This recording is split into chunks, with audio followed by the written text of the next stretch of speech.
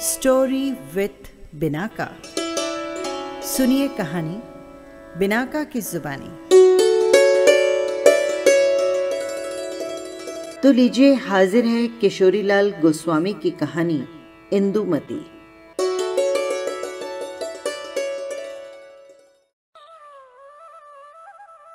इंदुमती अपने बूढ़े पिता के साथ विंध्याचल के घने जंगल में रहती थी।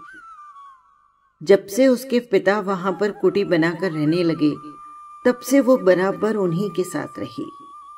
न जंगल के बाहर निकली, न किसी दूसरे का मुंह देख सकी। उसकी अवस्था लगभग 4-5 वर्ष की रही होगी जब उसकी माता का परलोकवास हुआ और जब उसके पिता उसे लेकर वनवासी हुए। जब से वो समझने के योग्य हुई, तब से नाना प्रकार के वनेले पशु पक्षियों, वृक्षावलियों और गंगा की धारा के अतिरिक्त वो ये भी नहीं जानती थी कि संसार या संसारी सुख क्या है और उसमें कैसे कैसे विचित्र पदार्थ भरे पड़े हैं। फूलों को बिन बिन कर माला बनाना, हिरनियों के संग कलोल करना, दिन भर वन वन घूमना और पक्षियों का गाना सुनना, बस यही काम था उसका। वो ये भी नहीं जानती थी कि बूढ़े पिता के अतिरिक्त कोई और भी मनुष्य संसार में है। एक दिन वो नदी में अपनी परछाई देखकर बड़ी मोहित हुई, पर जब उसने जाना कि ये उसकी परछाई है तो बहुत शर्माई। यहाँ तक कि उस दिन के बाद फिर कभी उसने नदी में अपना मुख नहीं निहारा। गर्मी की ऋतु, दोपहर का समय, जब उसके पिता अपनी कुटी में बैठे गीता की पुस्तक देख रहे थे, वो नदी किनारे पेड़ों की ठंडी छाया में घूमती, फूलों को तोड़ तोड़ कर नदी में बहाती हुई कुछ दूर निकल गई कि एकाएक वो चौंक खड़ी हुई। उसने एक ऐसी वस्तु देखी जिसका उसे स्वप्न में भी ध्यान न था और जिसके देखने से उसके आश्चर्य का ठिकाना न रहा। उसने क्या देखा कि एक बहुत सुंदर 20-22 वर्ष का युवक नदी के किनारे पेड़ की छाया में घास पर पड़ा सो रहा है। इंदुमती ने आज तक बूढ़े पिता को छोड़ किसी दूसरे मनुष्य की सूरत नहीं देखी थी। वो अभी तक यही सोचे हुए थी कि यदि संसार में और भी मनुष्य होंगे तो वे भी मेरे पिता की भांति ही होंगे, उनकी भी दाढ़ी मूछें पकी हुई होंगी। उसने जब अच्छी तरह आंखें फाड़ फाड़ कर उस परम युवक को देखा तो अपने मन में निश्चय किया कि मनुष्य तो ऐसा हो नहीं सकता। हो न हो ये कोई देवता होंगे, क्योंकि मेरे पिता जब देवताओं की कहानी सुनाते हैं तो उनके ऐसे ही रूप रंग बतलाते हैं। ये सोचकर वो मन में कुछ डरी और कुछ दूर पेड़ की ओट में खड़ी हो टकटकी बांधकर युवक को देखने लगी। मारे डर के युवक के पास तक नहीं गई और उसकी सुंदरता से मोहित हो कुटी की ओर भी अपना पैर न बढ़ा सकी। यूं ही घंटों बीत गए, पर इंदुमती को न जान पड़ा कि मैं कितनी देर से खड़ी खड़ी इसे निहार रही हूं। बहुत देर बाद वो अपना जी कड़ा करके वृक्ष की ओट से निकलकर युवक के ओर आगे बढ़ी। 2-4 डगी चली होगी कि एकाएक युवक की नींद खुल गई और उसने अपने सामने एक परम सुंदरी देवी मूर्ति को देखा, जिसके देखने से उसके आश्चर्य की सीमा न रही। वो मन ही मन सोचने लगा, इस भयानक घनघोर जंगल में ऐसी मनमोहिनी, ऐसी परम सुंदर स्त्री ये कहां से आई? ऐसा रूप रंग तो बड़े बड़े राजाओं के रनिवास में भी दुर्लभ है। सो वन में कहां से आया? या तो मैं स्वप्न में स्वर्ग की सैर कर रहा हूं, या किसी देव कन्या या वन देवी ने मुझे छलने के लिए दर्शन दिया होगा। यही सब सोच विचार करता हुआ वो भी पड़ा पड़ा इंदुमती की ओर निहारने लगा। दोनों की रह रहकर आंखें चार हो जाती, जिससे अचरज के अतिरिक्त और कोई भाव नहीं झलकता था। यूं भी परस्पर देखभाली होते होते एकाएक इंदुमती के मन में किसी पूर्व भाव का उदय हो आया, जिससे वो इतनी शर्माई कि उसकी आंखें नीची और मुख लाल हो गया। वो भागना चाहती थी। चट युवक उठकर उसके सामने आ खड़ा हुआ और कहने लगा, हे सुंदरी, तुम देव कन्या हो या वन देवी हो, चाहे कोई भी हो, पर कृपा कर तुमने मुझे दर्शन दिया है तो जरा सी दया करो। ठहरो, मेरी बातें सुनो, घबराओ मत। यदि तुम मनुष्य की लड़की हो तो डरो मत। क्षत्रिय लोग स्त्रियों की रक्षा करने के सिवाय कोई बुरा काम नहीं करते। सुनो, यदि तुम सचमुच वन देवी हो तो कृपा कर मुझे इस वन से निकलने का सीधा मार्ग बता दो। मैं विपत्ति का मारा 3 दिन से इस वन में भटक रहा हूं, पर निकलने का कोई मार्ग नहीं पाता। और जो तुम मेरी ही भांति मनुष्य जाति की हो तो मैं तुम्हारा अतिथि हूं। मुझे केवल आज भर के लिए टिकने की जगह दो, और अधिक मैं कुछ नहीं चाहता। युवक की बातें सुनकर इंदुमती ने मन में सोचा, तो क्या ये देवता नहीं है? हम लोगों की ही भांति मनुष्य है। हो सकता है, क्योंकि जो ये देवता होते तो ऐसी मीठी मीठी बातें बनाकर अतिथि क्यों बनते? देवताओं को कमी किस बात की है?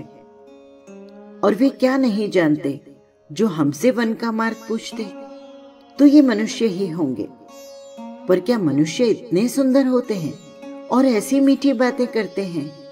आहा, एक दिन मैं जल में अपनी सुंदरता देखकर ऐसे मोहित हुई थी, किंतु इसकी सुंदरता के आगे मेरा रूप रंग निरा पानी है।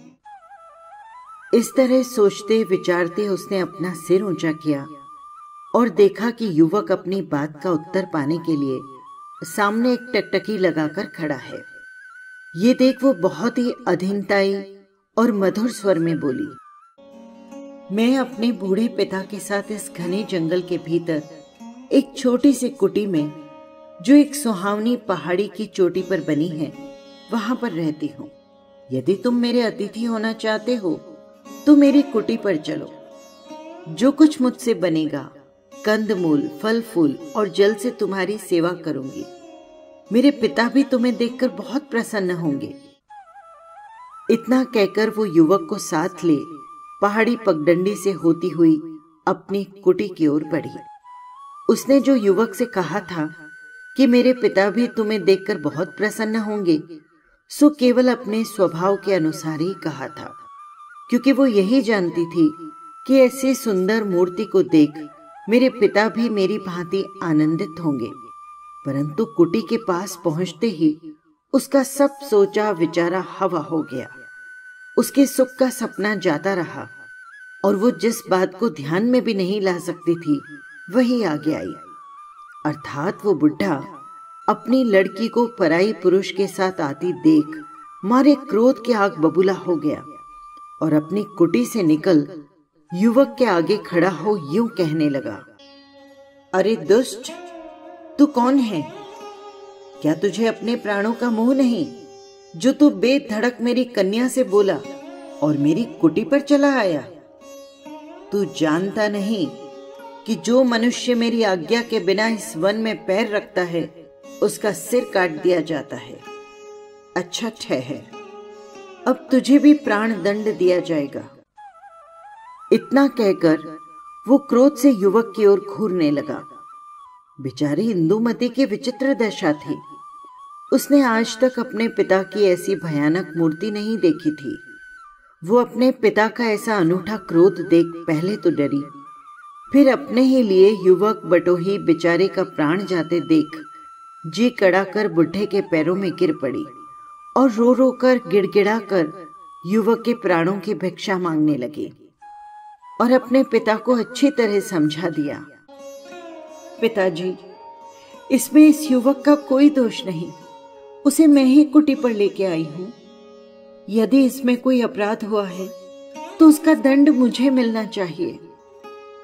कन्या की ऐसी अनोखी विनती सुन बुढ़ा कुछ ठंडा हुआ और युवक की ओर देखकर बोला, सुनो जी, इस अज्ञान लड़की की विनती से मैंने तुम्हारे प्राण छोड़ दिए हैं, परंतु तुम यहां से न जा पाओगे। कैदी की तरह जन्म भर तुम्हें यहां रहकर हमारी गुलामी करनी पड़ेगी और जो भागने का मंसूबा बांधोगे तो तुरंत मारे जाओगे। इतना कहकर जोर से बूढ़े ने सीटी बजाई, जिसकी आवाज दूर दूर तक वन में गूंजने लगी और देखते देखते 20-25 आदमी हट्टे कट्टे यमदूत की सूरत हाथ में ढाल तलवार लिए बुढ़े के सामने आ खड़े हुए।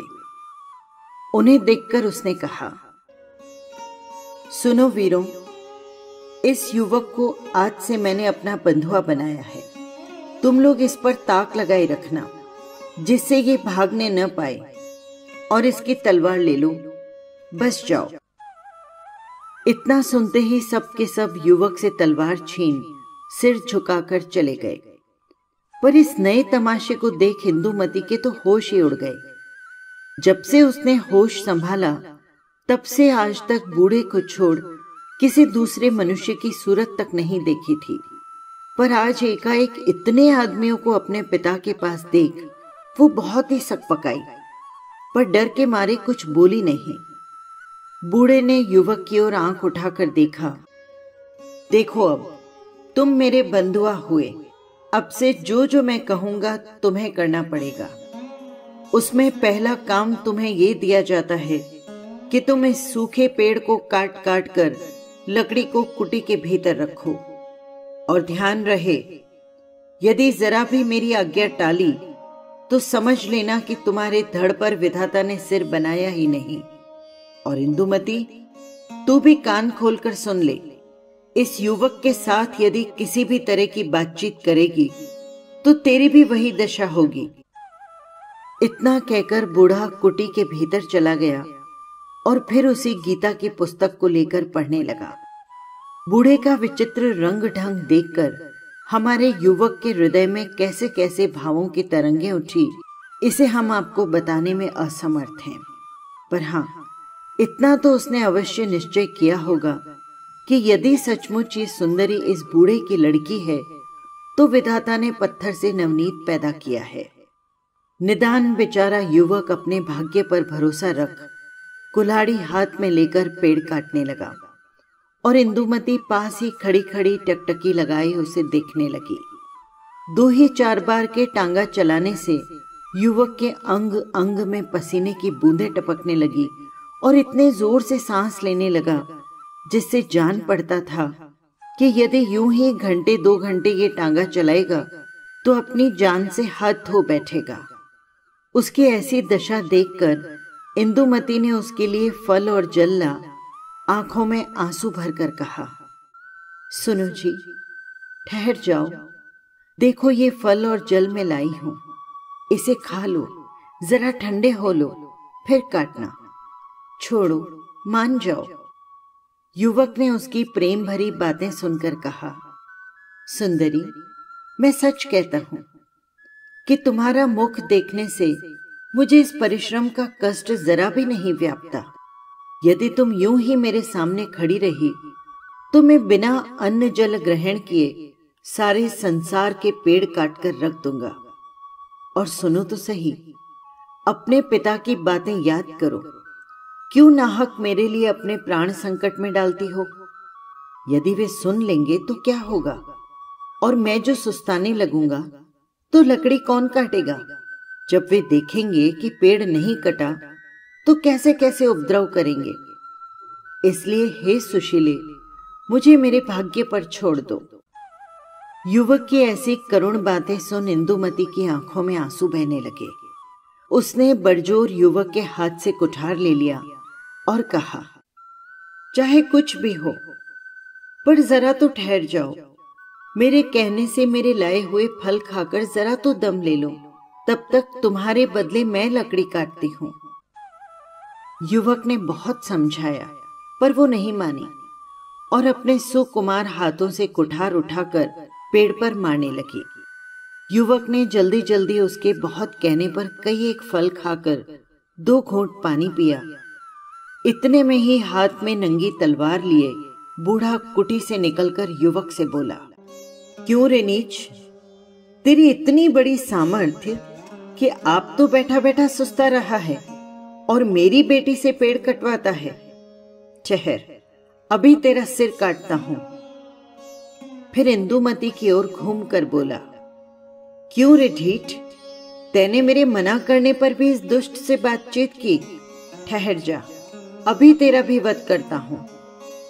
बूढ़े की बातें सुन युवक उसके पैरों पर गिर पड़ा और कहने लगा, महाशय, इस बेचारी का कोई अपराध नहीं, इसे छोड़ दीजिए। जो कुछ दंड देना है वो मुझे दीजिए। इंदुमती भी उसके पैरों पर गिरकर कहने लगी, नहीं नहीं, इसका कोई दोष नहीं पिताजी, मैंने बड़जोर इससे कुठार ले ली थी, इसलिए हे पिता, अपराधिनी मैं हूं, दंड मुझे दीजिए, इन्हें छोड़ दीजिए। उन दोनों की ऐसी बातें सुनकर बूढ़े ने कहा, अच्छा, आज तो मैं तुम दोनों को छोड़े देता हूं, पर देखो, फिर मेरी बातों का ध्यान न रखोगे तो मारे जाओगे। इतना कहकर बूढ़ा कुटी में चला गया और वे दोनों एक दूसरे का मुंह देखने लगे। इंदुमती बोली, घबराओ मत, मेरे रहते तुम्हारा बाल भी बांका न होगा। और युवक ने कहा, प्यारी, क्यों व्यर्थ मेरे लिए कष्ट सहती हो, जाओ कुटी में जाओ। पर इंदुमती उसके मुंह की ओर उदास होकर देखने लगी और वो कुठार उठाकर पेड़ काटने लगा। इतने में ही फिर बाहर आकर बूढ़ा बोला, ओ छोकरे, संध्या भई अब रहने दे, पर देख, कल दिन भर में जो सारा पेड़ न काट डाला तो देखियो मैं क्या करता हूं। और सुनती है रे इंदुमती, इसे कुटी में ले जाकर सड़े गले फल खाने को और गंदला पानी पीने को दे, परंतु सावधान, मुख से एक अक्षर भी न निकलने पाए। और सुन बे लड़के, खबरदार जो इससे कुछ बातचीत की तो जीता न छोड़ूंगा। ये कहकर बुढ़ा पहाड़ी पगडंडी से गंगा तट की ओर उतरने लगा और उसके जाने पर इंदुमती मुस्कुराकर युवा का हाथ थामे उसे कुटी के भीतर ले गई और वहां जाकर उसने पिता की आज्ञा को मेटकर सड़े गले फल और गंदले पानी को बदल अच्छे अच्छे मीठे फल और सुंदर और साफ पानी युवक को दिया। और युवक के बहुत आग्रह करने पर दोनों ने साथ साथ फलाहार किया। फिर दोनों बुढ़े के आने में देर समझ चांदनी में एक साथ ही चट्टान पर बैठकर बातें करने लगे। आधी रात जा चुकी थी। वन में चारों ओर भयानक बनेले जंतुओं के गरजने की ध्वनि फैल रही थी। 4 आदमी हाथ में तलवार और बर्छा लिए कुटी के चारों ओर पहरा दे रहे थे। कुटी से थोड़ी ही दूर पर एक ढालुआ चोटी पर 10-12 आदमी बातें कर रहे थे। इधर इंदुमती का पिता एक चटाई पर बैठा था और सामने 10-12 आदमी हाथ बांधे जमीन पर बैठे थे। बड़ी देर सन्नाटा रहा। फिर बूढ़े ने कहा, सुनो भाइयों, इतने दिनों बाद परमेश्वर ने हमारा मनोरथ पूरा किया। जो बात एक प्रकार से अनहोनी थी सो आपसे ही आप हो गई। ये परमेश्वर ने ही किया है, नहीं तो बेचारी इंदुमती का बेड़ा पार कैसे लगेगा। देखो, जिस युवक की रखवाली के लिए आज तीसरे प्रहर मैंने तुम लोगों से कहा, वो अजयगढ़ का राजकुमार, या यूं कहो कि अब राजा है। इसका नाम चंद्रशेखर है। इसके पिता राजशेखर को उसी बेईमान काफिर इब्राहिम लोदी ने दिल्ली बुला विश्वासघात कर मार डाला था। तब से ये लड़का इब्राहिम के घात में लगा था।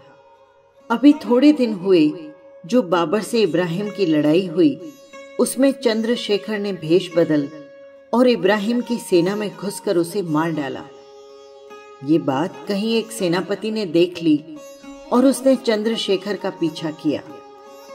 निदान ये भागा और कई दिन पीछे उसे द्वंद्व युद्ध में मार अपने घोड़े को गंवा राह भूलकर अपने राज्य की ओर न जाकर ये सो आया और कल मेरी कन्या का अतिथि बना। आज उसने ये सब ब्यौरा जलपान करते समय इंदुमती से कहा, जिसे मैंने आड़ में खड़े होकर सब सुना।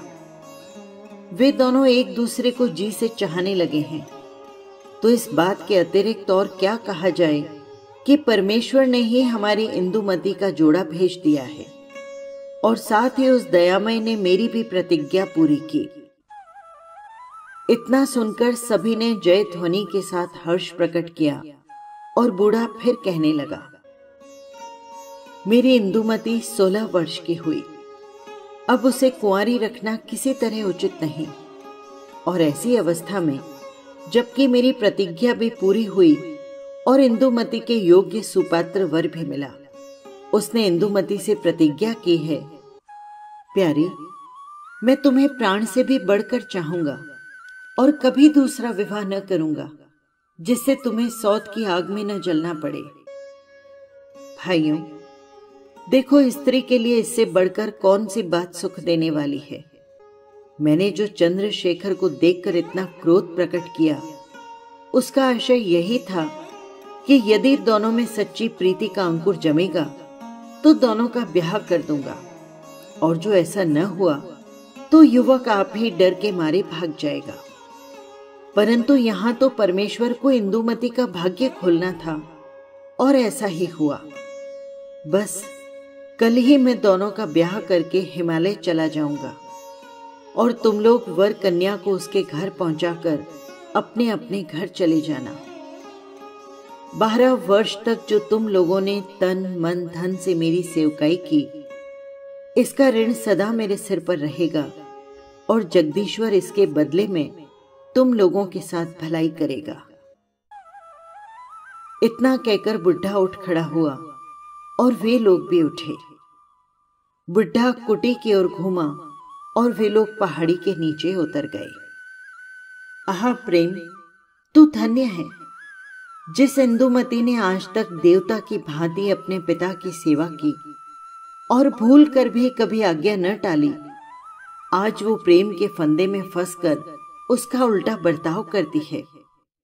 वृद्ध ने लौटकर क्या देखा कि दोनों कुटी के पिछवाड़े चांदनी में बैठे बातें कर रहे हैं। ये देख वो प्रसन्न हुआ और कुटी में जाकर सो गया। पर हमारे दोनों नए प्रेमियों ने बातों में ही रात बिता दी। सवेरा होते ही युवक कुठार ले लकड़ी काटने लगा और इंदुमती सारा काम छोड़ छाड़ खड़ी खड़ी उसके मुख की ओर देखने लगी। थोड़ी ही देर में युवक के सारे शरीर से पसीना टपकने लगा और चेहरा लाल हो गया। इतने में वृद्ध ने आकर गरज कर कहा, ओ लड़के, बस पेड़ पीछे काटियो। पहले जो लकड़ियां काटी है उन्हें उठाकर कुटी के पिछवाड़े ढेर लगा दे। इतना कहकर बुढ़ा चला गया और युवक लकड़ी उठा उठाकर कुटी के पीछे ढेर लगाने लगा। उसका इतना परिश्रम इंदुमती से न देखा गया और बड़े प्रेम से वो उसका हाथ थाम कर बोली, प्यारे, ठहरो, बस करो, बाकी लकड़ियां मैं रख कर आती हूं। हाय, तुम्हारा परिश्रम देखकर मेरी छाती फट जाती है। प्यारे, तुम राजकुमार होकर आज लकड़ी काटते हो। ठहरो, तुम सुस्ता लो। युवक ने मुस्कुराकर कहा, प्यारी, सावधान, ऐसा भूल कर भी मत करना। अपने पिता का क्रोध याद करो। अब कि उन्होंने तुम्हें लकड़ी उठाते देखा या हमसे बोलते देख लिया तो सर्वनाश हो जाएगा। इतना सुनकर इंदुमती की आंखों में आंसू भर आए। वो बोली, प्यारे, मेरे पिता का बहुत अच्छा स्वभाव है, सो तुम्हें देखते ही एकदम ऐसा क्यों बदल गया? वो तो ऐसे नहीं थे, अब उन्हें क्या हो गया है? आज तक मैंने उन्हें कभी क्रोध करते नहीं देखा था। खैर, जो होए, पर तुम ठहरो, दम ले लो, तब तक मैं इन लकड़ियों को फेंक देती हूं।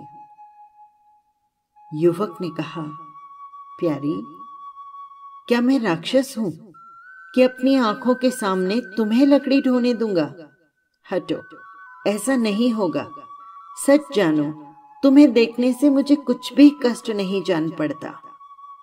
इंदुमती ने उदास होकर कहा, हाय प्यारे, तुम्हारे दुख देखकर मेरे हृदय में ऐसी वेदना होती है कि क्या कहूं। जो तुम इसे जानते तो ऐसा न कहते। पीछे लता मंडप में खड़े खड़े वृद्ध ने दोनों की बातें सुनकर बड़ा ही सुख माना, पर अंतिम परीक्षा करने के अभिप्राय से नंगी तलवार ले सामने आ गरज कर कहा, इंदुमती, कल से आज तक तैने मेरी सब बातों का उलट बर्ताव किया है। फल और जल की बात याद कर, और तू फिर इससे बात करती है। देख अब तेरा सिर काटता हूं। कहकर ज्यों ही वो इंदुमती की ओर बढ़ा कि चट युवक उसके पांव पकड़कर कहने लगा, आप अपने क्रोध को दूर करने के लिए मुझे मारिए। सब दोष मेरा है, मैं दंड के योग्य हूं। ये सब तरह से निरपराधिनी है। मेरा सिर आपके पैरों में है, काट लीजिए, पर मेरे सामने एक निरपराध लड़की के प्राण न लीजिए। वृद्ध ज्यों ही अपनी तलवार युवक के गर्दन पर रखना चाहता था कि इंदुमती पागल की तरह उसके चरणों में गिरकर बिलक बिलक कर रोने और कहने लगी, पिता, पिता, जो मारना ही है तो मेरा सिर काट लो, और पीछे जो जी में आए सो करना। इतना सुन बुढ़े ने तलवार फेंक दी और दोनों को उठाकर गले लगाकर कहा, बेटी इंदुमती, धीरज धर, और प्रिय वत्स चंद्रशेखर, खेद दूर करो। मैंने केवल तुम दोनों के प्रेम की परीक्षा लेने के लिए सब प्रकार का क्रोध का भाव दिखलाया है। यदि तुम दोनों का सच्चा प्रेम न होता तो क्यों एक दूसरे के लिए जान पर खेलकर क्षमा चाहते। और सुनो, मैंने छिपकर तुम्हारी सब बातें सुनी हैं। तुमसे बढ़कर संसार में दूसरा कौन राजकुमार है जो इंदुमती के वर बनने योग्य होगा। सुनो, देवगढ़ मेरे पुरखों की राजधानी है। जबकि इंदुमती 4 वर्ष की थी, पापी इब्राहिम ने मेरे नगर को घेर ये कहलाया कि या तो अपनी पत्नी को भेज दो या जंग करो। ये सुनकर मेरी आंखों में खून उतर आया और उसके दूध को मैंने निकलवा दिया। फिर क्या पूछना था, सारा नगर यवन हत्यारों के हाथ से शमशान हो गया। मेरी स्त्री ने आत्महत्या की और उस यवन कुल कलंक से बदला लेने की इच्छा से 4 वर्ष की अबोध लड़की को ले मैं इस जंगल में आकर रहने लगा। मेरे कृतज्ञ सरदारों में से 50 आदमियों ने अपना सर्वस्व त्याग मेरा साथ दिया और आज तक मेरे साथ हैं। उन्हीं लोगों में से कई आदमियों को कल तुमने देखा।